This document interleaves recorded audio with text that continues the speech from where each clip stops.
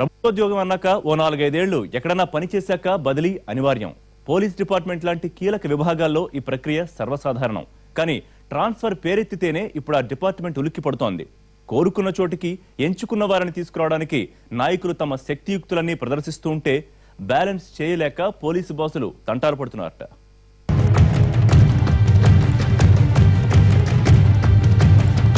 ప్రభుత్వ ఉద్యోగుల ట్రాన్స్ఫర్లు అన్నాక అందులో పోలీస్ డిపార్ట్మెంట్ విషయంలో ఎంత లేదన్నా నాయకుల జోక్యం అనివార్యమే అనేది ఓపెన్ సీక్రెట్. కావలసిన ఎస్ఐనో తెలిసిన సిఐనో తమ ప్రాంతంలో వేయించుకోవాలని కోరుకుని నాయకుడు ఉండడు. పెద్ద స్థాయి నాయకుల్ని సంతృప్తి పరిచేందుకు పోలీస్ బాసులు కొన్ని సిఫార్సులకు టిక్ పెట్టేస్తుంటారు కూడా. కానీ ఈసారి పోలీస్ బదిలీల వ్యవహారం పూర్తిగా లీడర్స్ చేతిలోకి వెడిపోయిందనే కామెంట్స్ ఎక్కువయ్యాయి. దీంతో పోలీస్ డిపార్ట్మెంట్ లో ఎప్పుడు ఎవరికి బదిలీ అవుతుందో చెప్పలేని పరిస్థితి కనిపిస్తోందట.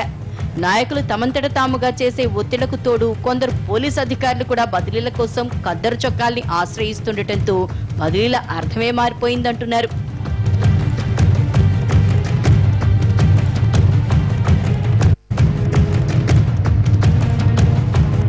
ఏ రాష్ట్రానికి సంబంధించి ఆ రాష్ట్ర అధికార పక్ష నేతలు బదిలీల్లో తలదూర్చడం మొదటి నుంచి ఉన్న ఆనవాయితీనే. కానీ ఖమ్మం జిల్లా బదిలీల్లో విచిత్రమైన సిఫార్సులు తెరపైకొస్తున్నాయట. తెలంగాణ నేతలే కాదు, ఆంధ్ర ప్రాంతానికి చెందిన కొందరు నేతలు కూడా బదిలీల్లో జోక్యం చేసుకోవటం చూసి డిపార్ట్మెంట్లో కొందరు ముక్కున వేలేసుకుంటున్నారు. కొందరు పోలీసు అధికారులు 2 రాష్ట్రాల్లో తమకున్న పలుకుబడిని ఉపయోగించి ఓ మాట చెప్పుకుంటున్నారట.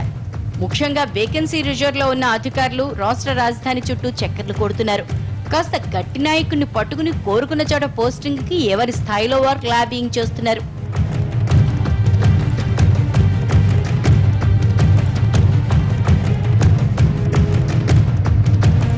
ఎక్కడైనా ఓ శాఖలో బదిలీలన్నీ ఏకకాలంలో జరుగుతుంటాయి. ఖమ్మం జిల్లాలో మాత్రం దీనికి భిన్నంగా జరుగుతోంది. కొద్ది రోజులుగా పోలీస్ డిపార్ట్మెంట్ లో ఎవరికి బలం ఉంటే వారు పోస్టింగ్ ఆర్డర్లను తెచ్చుకుంటున్నారు. నాయకుల ఒత్తిడికి తలొగ్గి ఉన్నతాధికారులు కూడా మారు మాట్లాడకుండా పదే పోస్టింగ్ ఆర్డర్లు ఇచ్చేస్తున్నారు. ఇప్పట్లో తమకు బదిలీ ఉండదని ఏ అధికారి కూడా నిశ్చింతగా ఉండే పరిస్థితి ఖమ్మం జిల్లాలో కనిపించడం లేదట. ఏ రోజుకు ఆ రోజు ఇక్కడ తమకు ఇదే చివరి రోజని అనుకునేంత అభద్రతా భావంతో కొందరు అధికారులు ఉన్నారని సమాచారం. కొద్ది రోజుల క్రితం ఖమ్మం 2 టౌన్ సీఏ సారంగపాణికి భద్రాచలం పోస్టింగ్ వెనక రాజకీయ ఒత్తిడి ఉందన్న ప్రచారం జరిగింది. ఆయన కోసం భద్రాచలంలో పనిచేస్తున్న ఆంజనేయుల్ని సిసిఎస్ కు బదిలీ చేశారు. మరికొద్ది రోజుల్లోనే మరో డీఓ వచ్చింది. గతంలో భద్రాచలంలో పనిచేసి ఇంటెలిజెన్స్ విభాగంలో ఉన్న శ్రీనివాస్ రెడ్డికి 2 టౌన్ పోస్టింగ్ ఇచ్చారు. అదే డీఓలో కూసుమంచి సీఐగా పనిచేస్తున్న రవీందర్ రెడ్డిని బదిలీ చేసి ఆ స్థానంలో జైపాల్ రెడ్డికి పోస్టింగ్ ఇచ్చారు. రవీందర్ రెడ్డి అక్కడికొచ్చి ఏడాది కూడా కాకపోవడం, ఆయన బదిలీపై విమర్శలు వెల్లువెత్తడంతో ఆ డీఓని రద్దు చేశారు. ఇది జరిగిన వారం రోజుల్లోనే మరో డీఓ వచ్చింది.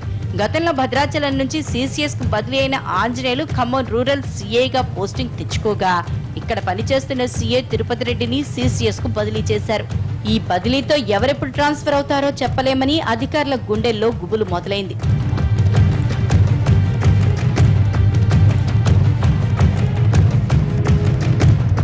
బదిలీల్లో తెలంగాణ మంత్రులు, అధికార పార్టీ నేతలే కాదు, ఆంధ్రప్రదేశ్ కు చెందిన కొందరు నేతలు కూడా జోక్యం చేసుకుంటున్నారట.